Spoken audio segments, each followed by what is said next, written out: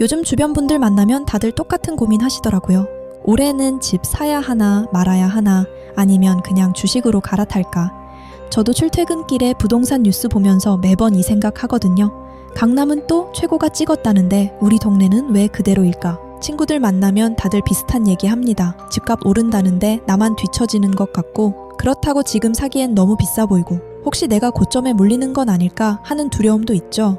근데 이 고민, 사실 질문 자체가 잘못됐습니다. 왜냐하면 정답은 이미 정해져 있거든요. 당신이 어디 사느냐에 따라서요. 서울에 사십니까? 그럼 집 사세요. 지방에 사십니까? 그럼 미국 주식 사세요. 아니, 이게 무슨 단순 무식한 이분법이냐고요? 천만에요. 이건 지금 대한민국 자산시장이 보내는 가장 냉정하고 명확한 신호입니다. 오늘 이 영상에서는 왜 서울과 지방의 운명이 완전히 갈라졌는지 그 이유를 데이터로 명확하게 보여드리겠습니다.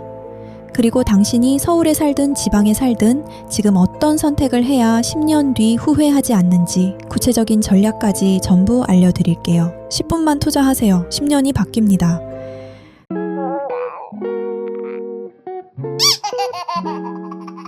자, 일단 팩트부터 깔고 가겠습니다. 2025년에는 대한민국 부동산 시장엔 거대한 지각 변동이 일어났습니다. 과거 30년간 우리가 믿어왔던 공식이 있었어요. 강남이 먼저 오르면 2년 뒤엔 노원도 따라 오르고, 용산이 뛰면 은평도 뛰던 그 수렴의 법칙이요. 저는 이걸 부메랑 법칙이라고 부르는데요. 멀리 던져놓은 부메랑이 결국 다시 돌아오는 것처럼 집값도 결국엔 키 맞추기를 했거든요. 시장에 돈이 풀리고 상승장이 시작되면 언제나 그랬습니다. 강남, 서초 같은 핵심 지역이 가장 먼저 치고 나가요. 1년에 30%, 40%씩 폭등하며 다른 지역과의 격차를 순식간에 벌리죠. 그러면 사람들은 말합니다. 이제 따라잡는 건 불가능해. 격차는 영원할 거야. 그런데 놀랍게도 역사는 달랐습니다. 강남이 폭발적인 상승을 기록하고 2년에서 3년 정도의 시차가 지나면 그 열기가 점차 퍼져나가기 시작했어요. 마포, 용산, 성동 같은 준핵심지로, 그리고 더 나아가 노원, 도봉, 강북 같은 지역으로 말이죠. 가격 자체가 강남을 따라잡는다는 뜻은 아니에요. 하지만 상승률은 놀라울 정도로 비슷하게 수렴하는 경향을 보였습니다. 이것이 바로 과거 30년간 우리가 믿어왔던 공식입니다. 나의 집이 지금은 좀 뒤처지더라도 결국엔 키 맞추기를 할 것이라는 믿음. 이 믿음이 있었기에 사람들은 기다릴 수 있었고, 시장은 순환매를 통해 균형을 찾아왔습니다. 그런데 지금은 어떤가요? 한강벨트는 천정부지로 치솟는데 외곽은 제자리 걸음입니다. 상위 20%와 하위 20%의 상승률 격차가 역대 최대치를 기록했어요. 과거처럼 따라붙는 힘, 즉 수렴하는 에너지가 눈에 띄게 약해지거나 어쩌면 사라지고 있는 겁니다. 이게 바로 전문가들이 경고하는 초양극화입니다. 단순히 비싼 집과 싼 집의 가격 차이가 벌어지는 게 아니라 오르는 속도 자체가 극단적으로 갈라지는 시대가 온 거예요. 오르는 자산은 더 가파르게 오르고, 오르지 못하는 자산은 아예 성장을 멈추는 시대 말이죠. 과거의 성공 공식 30년짜리 데이터가 더 이상 통하지 않는 시장. 도대체 무슨 일이 벌어지고 있는 걸까요? 답은 간단합니다. 돈이 흐름이 바뀌었기 때문이죠. 부동산 가격을 움직이는 가장 근본적이고 강력한 엔진은 다른 무엇도 아닌 일자리입니다. 더 정확히 말하면 월급이라는 이름으로 매달 우리 통장에 꽂히는 돈, 즉 양질의 고소득 일자리가 어디로 흐르고 있는가에 그 답이 있어요. 한번 상상해 보세요. 거대한 자석이 하나 있다고 해봅시다. 이 자석은 주변의 모든 쇠붙이를 끌어당깁니다. 대한민국의 경제 지도에서 이 거대한 자석 역할을 하는 것이 바로 고소득 일자리입니다. 이 자석은 젊고 유능한 인재들을 끌어당기고, 그 인재들은 소비를 하고 가정을 꾸리고 집을 사면서 그 지역의 경제 자체를 바꿔놓습니다. 최근 10년간 대한민국에서 새로 생긴 일자리의 47%가 수도권에 몰렸습니다. 거의 절반이요. 그런데 고소득 일자리로만 한정하면 이 쏠림은 훨씬 더 극심해집니다. 한국고용정보원 통계를 보면 수도권으로 이주한 청년의 소득 증가율이 비수도권에 남은 청년보다 거의 2배 높았어요. 2배요. 이 숫자 하나가 지금 대한민국 청년들이 왜 그토록 치열하게 인서울을 외치고 수도권으로 몰려드는지를 증명합니다. 그곳에 돈이 있고 기회가 있기 때문입니다. 가장 대표적인 사례가 바로 판교입니다. 2000년대 초반만 해도 허벌판이었던 이곳이 어떻게 대한민국 최고의 부촌 중 하나로 떠올랐을까요? 바로 네이버, 카카오, NC소프트 같은 최고의 IT 기업들이 이곳에 둥지를 틀었기 때문입니다. 이곳에서 일하는 수만 명의 고소득 전문직 종사자들은 평균 연봉이 1억 수준입니다. 이들이 판교와 그 주변의 집을 구하면서 분당의 집값을 밀어 올리고 광교와 동탄까지 그 열기를 확산시킨 겁니다. 광교 신도시도 마찬가지입니다. 광교의 성공 뒤에는 세계적인 기업 바로 삼성전자가 있습니다. 거대한 삼성 디지털시티와 수많은 협력 업체에서 쏟아져 나오는 양질의 일자리가 광교의 가치를 만든 핵심 동력이었죠. 그럼 이 흐름은 여기서 멈출까요? 천만에요. 대한민국 산업 구조가 제조업 중심에서 IT, 바이오, 반도체 같은 첨단 기술 산업으로 바뀌면서 이 일자리 집중 현상은 앞으로 더욱 가속화될 겁니다. 이런 지식 기반 산업은 인재들이 서로 모여서 시너지를 내야 하기 때문에 특정 거점에 집중될 수밖에 없는 속성을 가지고 있거든요. 결국 우리가 던져야 할 질문은 이겁니다. 제2의 판교, 제3의 광교는 어디가 될 것인가? 돈이 흐르는 이 거대한 물줄기가 다음에는 어디로 향할 것인가를 추적하지 않으면 부동산 시장의 흐름을 절대로 읽을 수 없습니다. 그런데 여기서 아주 이상한 점이 하나 있습니다. 이렇게 돈과 사람이 폭발적으로 몰려드는 지역이라면 당연히 그 수요를 맞추기 위해 새로운 아파트 공급도 활발해야 하는 것 아닐까요? 하지만 현실은 정반대입니다. 마치 시속 300km로 달리는 고속도로 위에 갑자기 바리케이드가 쳐진 것처럼 시장이 제대로 작동하지 않고 있습니다. 도대체 무엇이 이 거대한 흐름을 가로막고 시장을 마비시키고 있는 걸까요?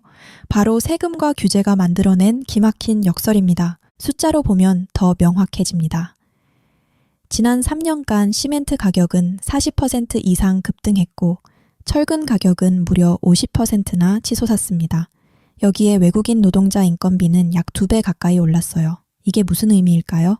2021년에 1억을 주고 지을 수 있었던 아파트가 지금은 1억 4천, 1억 5천을 줘도 짓기 어렵다는 뜻입니다. 건설사 입장에서는 사업성이 나오지 않으니 아예 삽을 뜨는 것 자체를 포기해버리는 겁니다. 여기에 인허가 절차라는 보이지 않는 벽이 있습니다. 우리가 아파트 하나를 지으려면 교통영향평가, 환경영향평가, 교육환경평가 등 수십 개의 관문을 통과해야 합니다. 이 과정에서 걸리는 시간이 보통 3년, 길게는 5년 이상입니다. 정부는 공급 확대를 약속하며 도면에 멋진 계획을 그려놓지만 이 복잡한 규제에 밀림을 헤쳐나와 우리 눈앞에 실제 아파트가 되기까지는 너무나도 먼 시간이 걸리는 겁니다. 그리고 마지막으로 서울의 공급을 책임져야 할 재건축, 재개발이 멈춰 섰습니다. 재건축으로 발생하는 이익의 상당 부분을 세금으로 환수하는 재건축 초과 이익 환수제나 까다로운 안전진단, 기준 같은 규제들이 조합원들의 발목을 잡고 있습니다. 낡은 집을 허물고 새 집을 짓고 싶은 주민들의 의지는 강하지만 사업을 추진할수록 오히려 손해를 보는 구조가 되니 누구도 선뜻 나서지 못하는 상황입니다. 결국 시장을 마비시킨 진짜 주범은 바로 이 역설입니다. 신규 공급의 길은 규제로 막혀 있고 기존 주택이 나올 길은 세금으로 막혀 있습니다. 시장은 앞으로도 뒤로도 나아가지 못한 채 완전히 질식 상태에 빠져버린 겁니다. 결과가 뭡니까? 현재 2026년부터 시작되는 신축 아파트 입주 절벽입니다. 수요는 폭발하는데 공급은 끊긴 거예요. 이런 공급이 완전히 마른 사막 한가운데 아주 가끔씩 등장하는 최고급 신축 아파트라는 오아시스. 그 가치가 천정부지로 치솟는 것은 어쩌면 당연해 보입니다. 그런데 지방은 정반대입니다. 일자리가 빠져나가고 있어요. 인구는 줄고 있고요. 새 아파트는 계속 지어지는데 사람은 없습니다. 수요는 줄고 공급은 늘어나는 구조죠. 이런 곳에 돈 묶어두면 10년 뒤에도 그 집값 그대로일 확률이 높습니다. 어쩌면 떨어질 수도 있어요. 이게 현실이에요. 냉정하지만 부인할 수 없는 팩트입니다. 그래서 답이 명확해지는 겁니다. 서울에 사신다면 당신은 이 돈이 흐름 한가운데 서 계신 겁니다.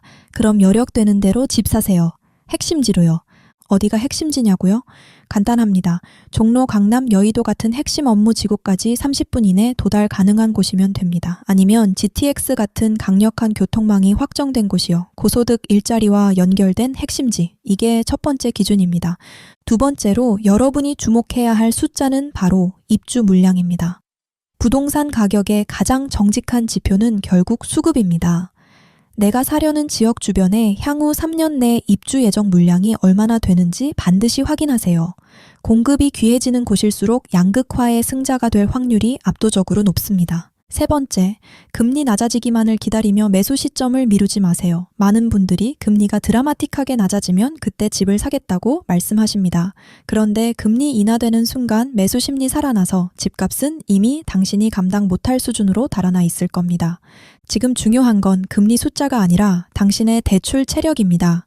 내가 감당할 수 있는 원리금 수준이 어느 정도인지, 정부의 정책 자금을 어디까지 활용할 수 있는지 미리 은행 가서 점검하세요. 내년 시장은 금말 나왔을 때 당일 바로 계약금 쏠 수 있는 준비된 사람만이 기회를 잡습니다. 그런데 지방에 사신다면요, 솔직히 말씀드릴게요. 지방 아파트에 돈 묶어두지 마세요. 그럴 땐 전 세계 돈이 몰리는 곳으로 가세요. 바로 미국 주식입니다. 초양극화는 부동산만의 이야기가 아니거든요. 기업도 산업도 1등에게 부가 쏠리고 있습니다. 애플, 마이크로소프트, 엔비디아, 테슬라, 아마존, 이 기업들이 전 세계 AI 혁명을 이끌고 있잖아요. 전 세계 자본이 이 기업들로 몰려들고 있고요. S&P 500이나 나스닥 100에 투자하는 건 부동산처럼 무거운 세금 부담도 없고 유동성도 훨씬 좋고 수익률도 압도적입니다. 실제로 지난 10년간 강남 아파트 수익률보다 나스닥 수익률이 더 높았어요. 그것도 훨씬요. 부동산은 취득세, 재산세, 종부세, 양도세까지 세금 폭탄 맞지만 미국 주식은 양도세 22%만 내면 됩니다. 연 250만까지는 세금도 없고요. 게다가 부동산은 팔려면 몇 달 걸리지만 주식은 클릭 한 번이면 현금화됩니다. 지난 30년간 S&P 500은 연평균 10% 수익을 냈습니다. 복리로 굴리면 10년이면 2배, 20년이면 4배가 되는 거예요. 워렌 버핏이 뭐라고 했습니까? 자기 유언장에 내가 죽으면 재산의 90%를 S&P 500 인덱스 펀드에 투자하라고 써놨어요. 세계 최고의 투자자가 이렇게 말하는데 우리가 뭘 더 고민합니까? 그럼 지금 이 영상 보시는 분 중에 이런 생각 하시는 분 계실 겁니다. 나는 서울에 사는데 도저히 핵심지 살 돈이 없어. 어떡하지? 좋은 질문입니다. 그럼 2가지 전략이 있어요. 첫 번째, 실거주용으로 수도권 외곽에 작은 집 하나 마련하세요. 월세 내는이 낫습니다. 왜냐하면 서울 전세는 점점 사라지고 있거든요. 전세로 살다가 월세 전환되면 매달 나가는 돈 때문에 투자할 여력이 사라집니다. 그래서 작은 집이라도 하나 사서 주거 안정성을 확보하세요. 그리고 남은 여유 자금은 전부 미국 주식에 투자하는 겁니다. 자산을 키운 뒤 5년, 10년 뒤 더 좋은 입지로 올라가는 징검다리 전략이죠. 두 번째, 아예 전셋집 살면서 전 재산 미국 주식에 몰빵하세요. 5년, 10년 뒤 자산 뻥 튀기 해서 그때 서울 핵심지 들어오는 겁니다. 실제로 댓글 보면 이런 분들 많으시더라고요. 구축 아파트나 임대 살면서 큐큐큐, VO 사신다는 분들이요. 차는 굴러가면 되고 집은 냉난방만 되면 된다고 하시는 분들, 이게 정답입니다. 무리하게 영끌해서 외곽 아파트 사서 10년 동안 집값 안 오르는 고통 겪느니 차라리 이게 훨씬 합리적입니다. 물론 미국 주식도 변동성 있습니다. 떨어질 때도 있어요. 2022년엔 나스닥이 30% 넘게 빠지기도 했잖아요. 그런데 핵심은 장기적으로 우상향한다는 겁니다. 그리고 지금 시대는 AI 혁명이 시작되는 시점입니다. 챗GPT 나온 게 얼마 안 됐는데 세상이 완전히 바뀌었잖아요. 앞으로 10년은 더 폭발적으로 변할 겁니다. 그 중심에 미국 빅테크 기업들이 있고요. 자, 정리하겠습니다. 서울 사시는 분들, 특히 강남, 서초, 용산, 마포, 여의도, 30분 권역에 계신 분들, 지금 당장은 아니더라도 여력 되는 대로 핵심지 아파트 매수하세요. 입주 절벽 오면 가격은 더 오릅니다. 입주 물량 확인하시고 대출 체력 점검하시고 기회 왔을 때 바로 치고 들어가세요. 지방 사시는 분들, 부동산에 목매지 마세요. 미국 우량 주식, S&P 500, 나스닥 100으로 가세요. 전 세계 경제 성장의 과실을 따드세요. 10년 뒤 서울 아파트 산 사람보다 당신이 더 부자일 수 있습니다. 그리고 서울인데 돈 부족하신 분들, 실거주 작은 집 하나 플러스 미국 주식 조합 또는 전세 살면서 주식 올인. 이 2가지 중 선택하세요. 억지로 오르지 않는 외곽 부동산에 돈 묶어두는 건 최악의 선택입니다. 결국 중요한 건 성장하는 자산에 올라타 있느냐입니다. 부동산이 됐든 주식이 됐든요. 올해부터는 변곡점이 될 겁니다. 입주 절벽, 금리 변화, 정책 변화가 동시에 오는 해거든요. 이 타이밍을 놓치면 10년을 후회합니다. 10년 뒤 당신이 그때 그 영상 보고 결정 잘했어 라고 말할 수 있길 진심으로 바랍니다. 오늘 영상 도움되셨다면 좋아요, 구독, 알림 설정 부탁드립니다.